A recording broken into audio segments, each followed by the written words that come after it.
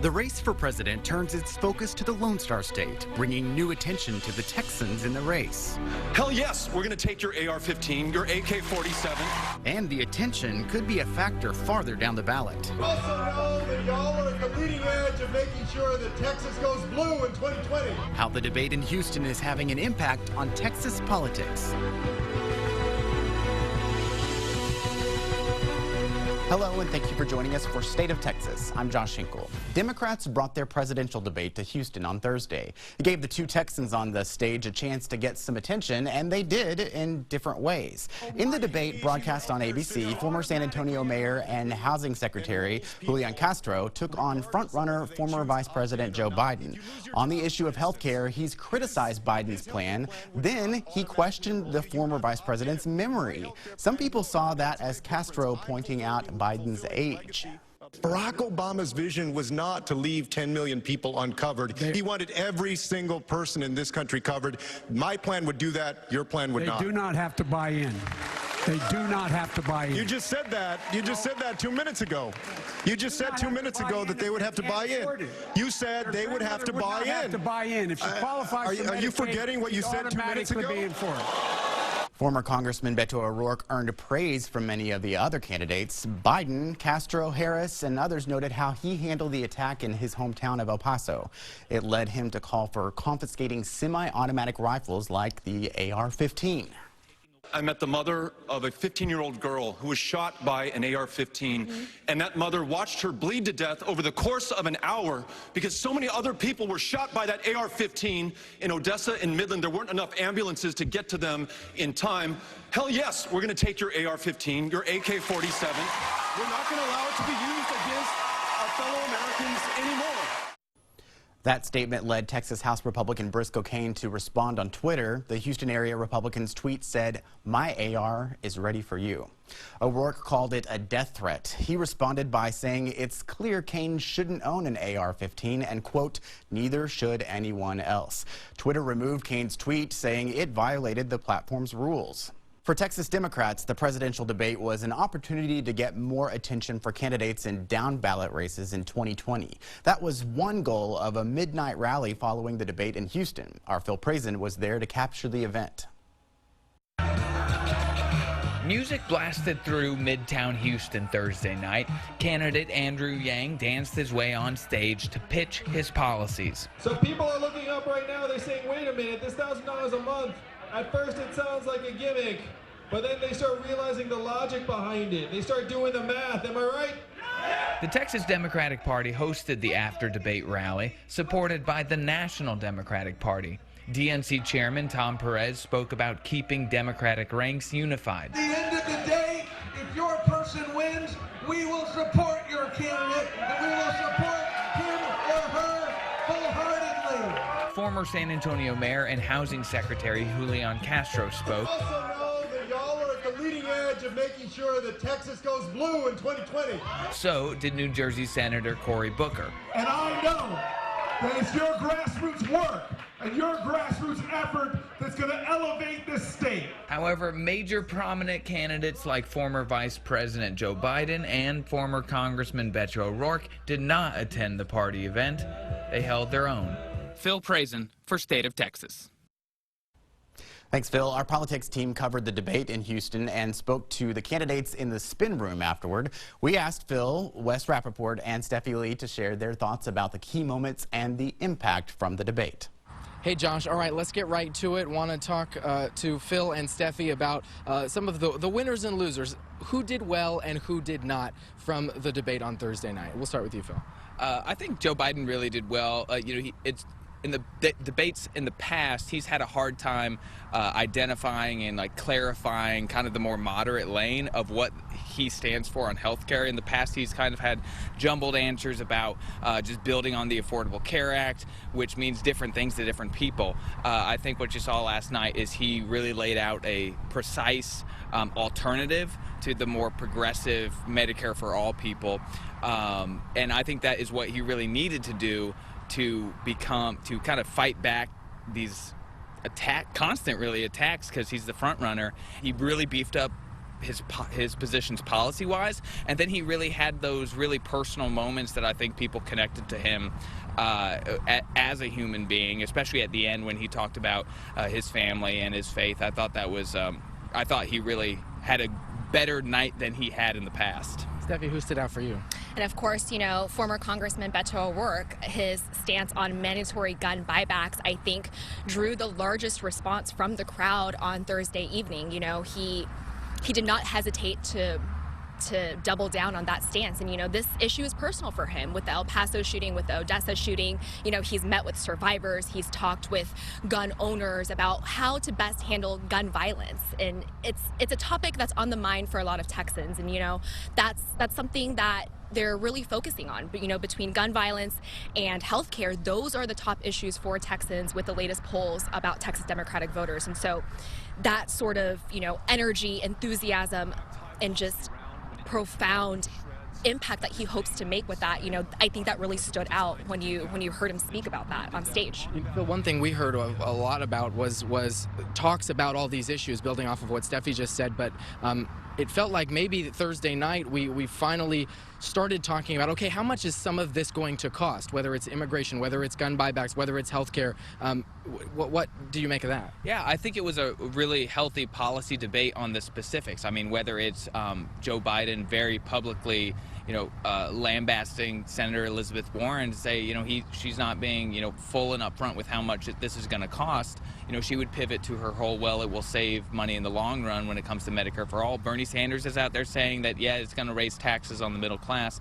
I don't think Elizabeth Warren really overtly said that, but I think those are really important specifics, as well as, you know, Beto O'Rourke leaning into what it will really look like to get all these AK-47s, AR-15s off the street, that, you know, people want to know how this is going to happen. And I think, you know, the Republicans are sitting there happy because they're going to say, you know, Beto O'Rourke wants to confiscate your guns, and you know, the progressives want to raise the taxes on the middle class. But those are really important facts that need to be, you know, understood. I think, you know, a lot of voters want to hear, like Phil said, the facts. They want to know what's going to happen with their health care. They've worked so hard. They just want to know that they're covered. You know, in regards to education, they want to know more about how we're going to close the gap with educational disparities, situations like that. The more specific that candidates can be, I think the better. Whether that will happen, we will have to continue to see. You know, they have all these plans. What will come out of that, how they can address specific costs, like Phil said, that's something that a lot of people, I think, want to address. We will have to leave it there for now. Of course, there are 10 candidates still as the front runners, and by the end there will be one they will have to take on President Donald Trump in the 2020 election. Josh? We're not done with the debate. Coming up, we'll look at how the issue of race put the spotlight on the Texans on stage. But first, we'll look at a new development in the race for Senate. If you take on an incumbent, you need to be able to catch fire. You need people to get excited. How a Texas lawmaker could shake up the race by challenging incumbent John Cornyn in the Republican primary.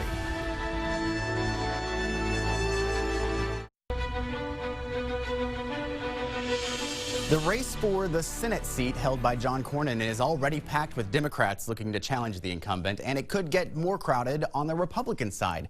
State Senator Pat Fallon says he's considering getting into the GOP primary. He's from Prosper, north of Dallas. Fallon says he established an exploratory committee. That's the step before launching a campaign. He says voters deserve a conversation about who the Republican nominee will be.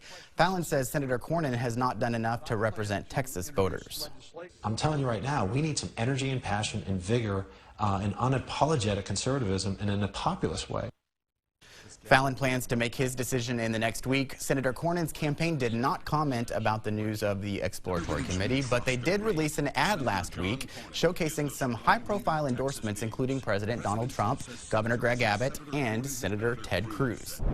Challengers could be encouraged by poll numbers for Senator Cornyn. A June poll from the University of Texas and the Texas Tribune found 37% of voters approved of his performance, 34% disapproved, 29% of Texas voters voters had either a neutral opinion of the senator or did not know much about him. There's already a packed field of Democrats running for Cornyn's Senate seat, but they're still trying to get attention from voters. A new UT Texas Tribune poll shows former congressional candidate MJ Hagar leads the pack. 11% of Democratic voters said they'd vote for her. The next closest candidate is State Senator Royce West.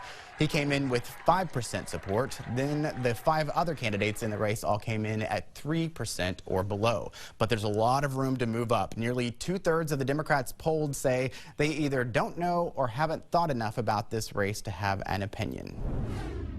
White supremacy is a growing threat to this country, and we have to root it out. The candidates tackle the issue of racism in America, how the search for solutions could affect the campaigns of the 2 Texans in the race.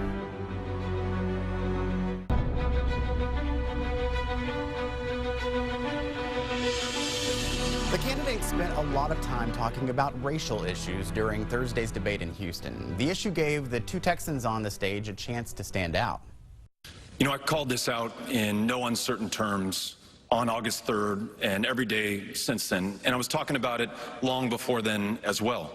Racism in America is endemic. It is foundational. We can mark the creation of this country not at the 4th of July, 1776, but August 20th, 1619, when the first kidnapped African was brought to this country against his will and in bondage and as a slave, built the greatness and the success and the wealth that neither he nor his descendants would ever be able to fully participate in and enjoy. White supremacy is a growing threat to this country, and we have to root it out.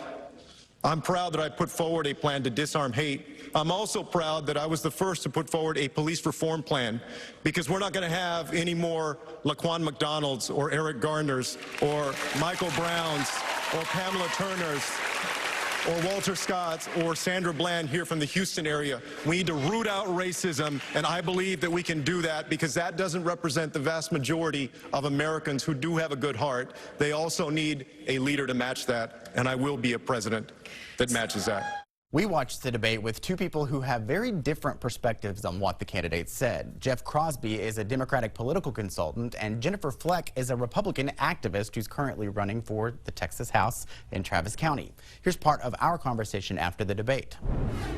Jeff, we heard, Beto O'Rourke say racism in America is endemic. It is foundational. What are your thoughts? It's a problem that persists. We keep thinking at times that we have stopped it, that we've turned a corner, that, we've reached a new day. I thought that when Obama was elected president.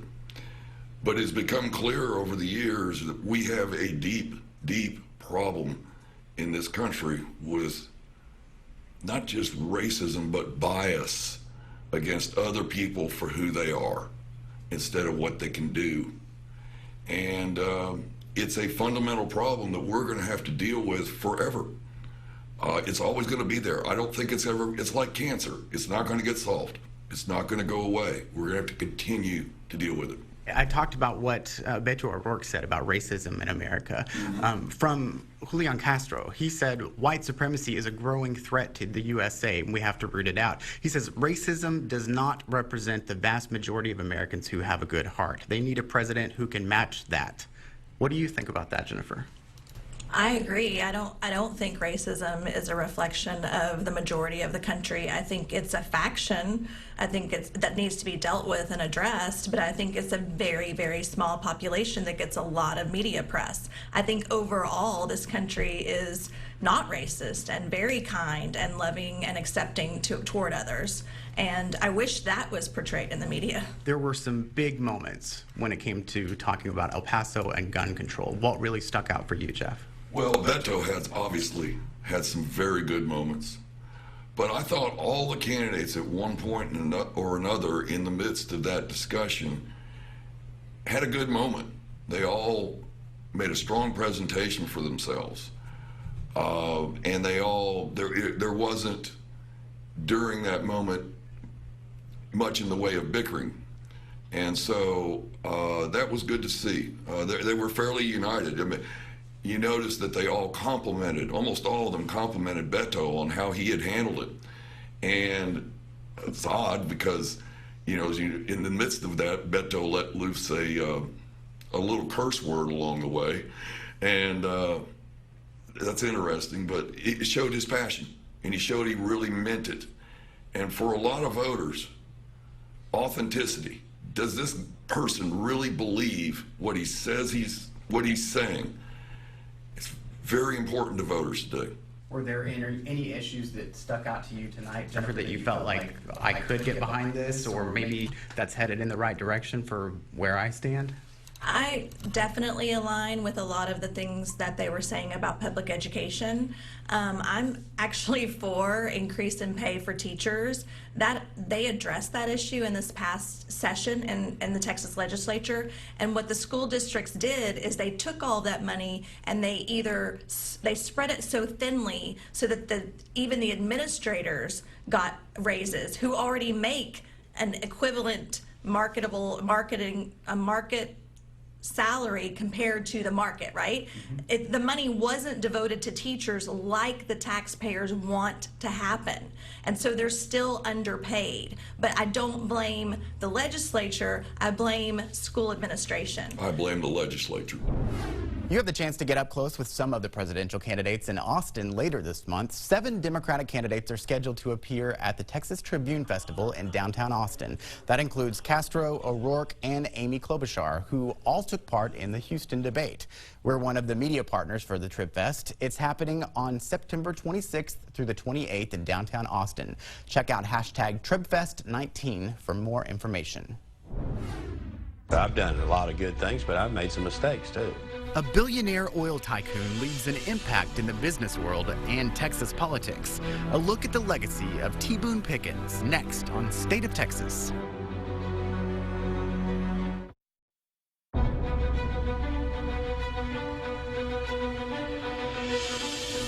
Billionaire oil tycoon T. Boone Pickens died this week. He leaves a legacy with a large impact on public policy and politics. He made his first millions in oil, but then moved to investments and wind farms. Over the years, Pickens became an influencer in state and national politics. He also gave away millions of dollars to charity. I've done a lot of good things, but I've made some mistakes too. And I've been very lucky at times. I've had really good breaks at the very right time. So I don't know. I'm satisfied. Pickens was 91 years old. Former President George W. Bush was among those who paid tribute. In a statement, he described Pickens as someone who generously shared his success with communities across Texas and Oklahoma. Governor Greg Abbott called Pickens passionate and said he stood by his principles on his path to success. He also praised Pickens' commitment to establishing American energy independence, which he said will have a lasting impact in Texas and the country. Joining us for Insight is Lauren Steffi. You've worked for the Houston Chronicle and Texas Monthly covering business in the energy sector. T. Boone Pickens was a big part of that world. He was a huge part of that world, and for a period of time, he really almost embodied that world. You know, in the 1980s, when the oil business was going through this huge restructuring, and you saw a big resurgence in oil prices and in drilling, especially in the early part of the decade, you know, Boone really was kind of the personification of a lot of that. If you remember, Dallas was the most popular show on TV, and he was sort of the business answer to that in a lot of ways. Yeah, what made him such a force when it came to business? What was different about him? You know, there was kind of a level of audacity there that is sort of incredible when you think about it, but what he figured out was that the oil business is a very tough business. It's very risky. You put a lot of money at risk drilling a hole in the ground, and you hope you're going to find oil, and if you don't, you lose a lot of money. And so that's kind of always been the nature of the business, and if you're a gambler, that's had a lot of appeal, right? But what he figured out was, as the industry got bigger, as the demand for oil got bigger, these numbers kept getting bigger, and he sat down and figured out what it would cost to drill enough wells to replace all the oil he was producing, and he came up with a number, and he realized that it was a lot cheaper to buy reserves that somebody else had already drilled than it was to try to find them himself. And that was a concept that really nobody had thought through, and it led to, you know, what became known as the takeover game, the corporate raids of the 1980s, but there was really kind of this huge restructuring of capital, and he was at the forefront. forefront of it. You know, you can probably go to many schools and see his name on the buildings because he's funded so much. And, you know, how did he really build his legacy? It goes beyond just that. It really does. I mean, he really didn't make his huge fortune until he was in his mid-70s, really until, you know, he built a company. The company had bet very heavily on natural gas. He ultimately lost the company, and then he started over when he was in his late 60s, and he built a hedge fund, a successful investing operation, and that's when he made his first billion.